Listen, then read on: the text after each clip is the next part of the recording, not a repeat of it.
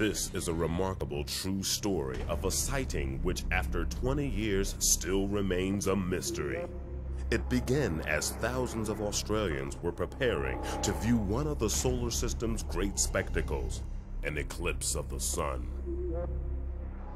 Early on the morning of October 23, 1976, a group of amateur astronomers set out for Ben Boyd National Park on the south coast of New South Wales in the hope that they would secure the best possible vantage point to film the eclipse.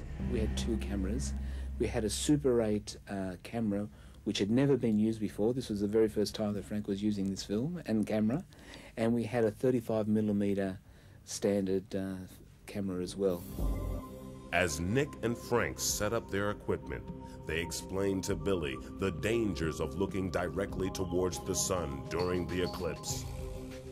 Basically, because I couldn't look at the eclipse, and what I did was I turned around and looked out over the ocean, and as I looked out over the ocean, I saw these cloud cigar-shaped figures. So we looked at it and we thought, well, that's interesting. There was a kind of like a big bell, a heavy, dark, very dark object, a bell.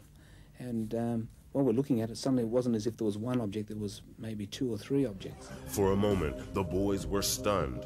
Although their cameras were poised to shoot the eclipse, out over the ocean was something else, something far more fascinating, mysterious flying objects that had captured their imagination. At first they tried the 35mm camera, but it proved useless.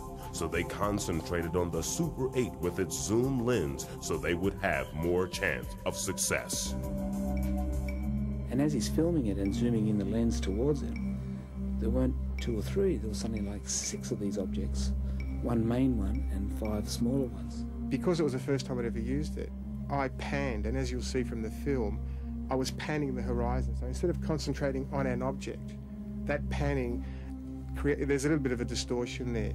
So you've really got to look for the UFO when you actually see the film.